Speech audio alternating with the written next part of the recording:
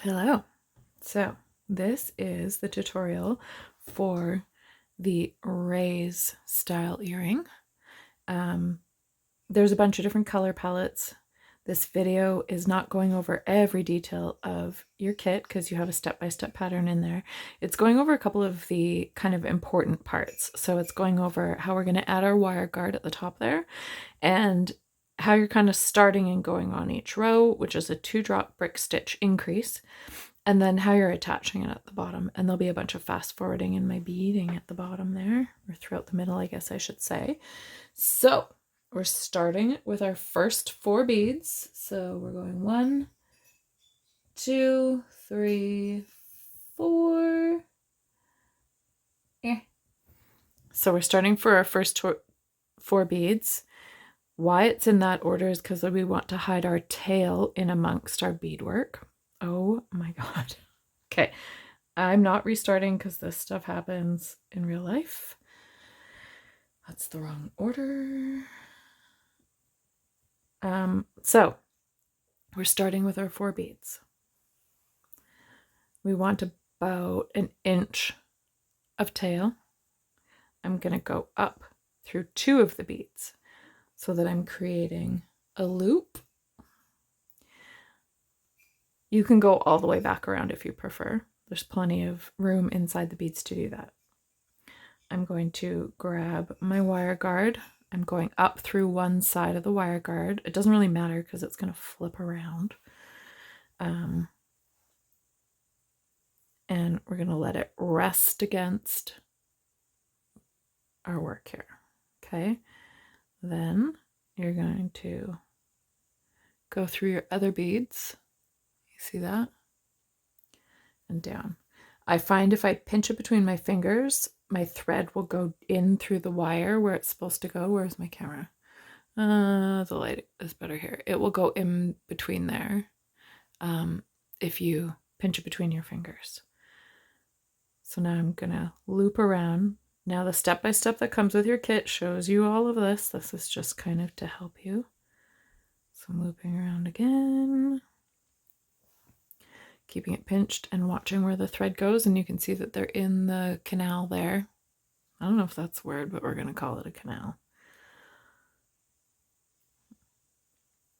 So I'm going under my thread bridge. I'm just creating a little knot, a little hitch knot. So I went under my thread bridge and through my loop of the thread, and that's how we're beginning our piece. So every row, when you're doing a 2-drop brick stitch increase, every row starts with 2 beads.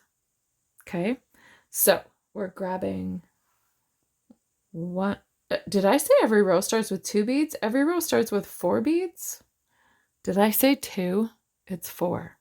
Read your instructions. This is just how life is with me, guys. If you haven't seen my videos before, now you know. Mistakes happen in real life, and we're just gonna roll with them. So I'm feeding my tail. Ooh, you can't see that. I'm feeding my tail back up through my second 2 beads that I added so that the tail is sitting out of them. I went under my thread bridge.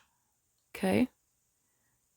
And now I'm going to go up through the other 2 beads. So if you can picture it, my thread that's off the end here is wrapping around that thread bridge, which creates the little sandwich for everything to stay in place. So now I'm going to add my last 2 beads on this row under my thread bridge again. Again, I'm out of the shot. Under my thread bridge again. So this is how all of the 2-drop brick stitch woven earrings begin as well. Okay, so per your instructions that you have with your kit, each row starts with 4. So we're doing 1. The beads I'm picking up in this order are particular to this pattern. Please follow your color map. you will know as you're putting your beads against here if they're going to sit in the right order, because I know this one's going to be up against my work. That one's going to be the one towards the bottom of my piece. And as they go and they sit, don't forget you're in charge of the beads. As they go and sit like that, I've put it under my thread bridge as I'm doing this, right? So as they sit, I know if they're in the right order or not. If they're not in the right order, like I've done here, and I purely did that as an example for you guys. You're welcome. I didn't. That was a mistake. Take your needle off, pull the beads off, put your needle back on and do it again. I don't suggest pushing your needle back through your beadwork to try and fix things, because more often than not, you're going to pierce the other threads and you are going to create problems for yourself. So let's try this again. I should have picked the beads up in the other order. This looks correct. So, da da da da. Now I'm going to go back up through the last two. Now I'm continuing adding 2 at a time in the correct order. And you will know if they're in the correct order, because when you hold them against your piece, they should look like they're in the correct order, right? As you get used to brick stitch or peyote stitch or any of the different stitches, you will get used to which beads you pick up in which order. That's why a lot of the basic kits are actually all one color when you're learning the stitch, so that you're not overthinking and getting stressed out about which color you're supposed to be picking up, if that makes sense. As you get used to the stitch, then you can get used to knowing which colors you're picking up as you go. So I hid my tail again and I kept going. Don't forget, you're in charge of the beads, so as you're going, pull your little side beads up. Now, a common question I get is, if you're doing regular brick stitch, quite often people's beadwork starts to kind of curve. Cull your beads as you're going and pick slightly larger beads, like that one. Pick slightly larger beads, because then it will naturally kind of keep your edges nice. So we are going to keep going. Bead, bead, bead, bead, beading. And when we get to the bottom here, this next part's fast forwarded, okay? When we get to the bottom here, then I'm going to slow it down again and you can see how we attach those. Okay? Okay.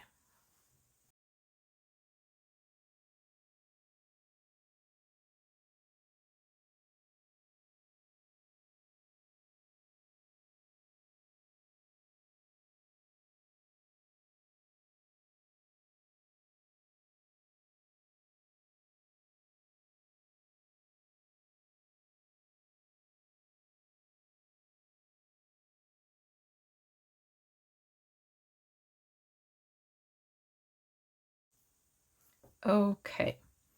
So as we're coming to the end of the last row,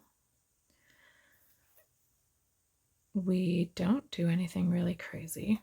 It's actually pretty straightforward.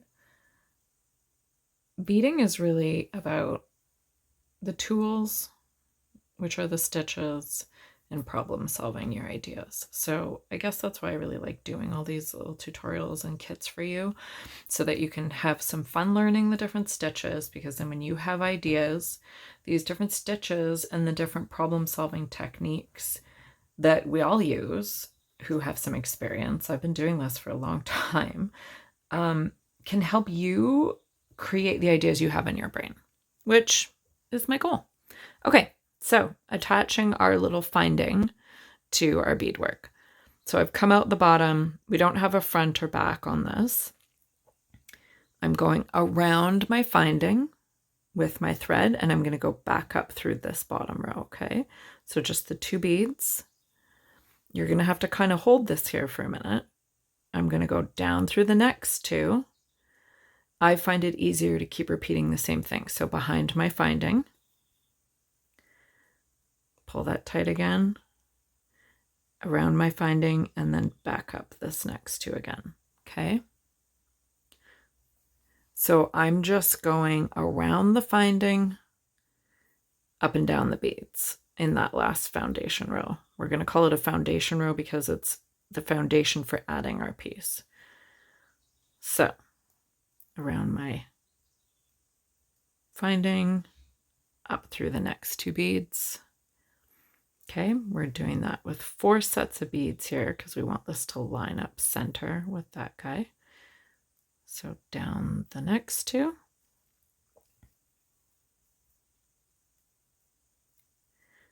And then up through those 2. And yes, your thread will want to go wherever the heck it wants to go, and that's just fine. On your instructions, you're going to see it shows you to weave up a row after that 4th one. So we're going up 2 more. Now we're jumping over and going down so that we can get to our center beads.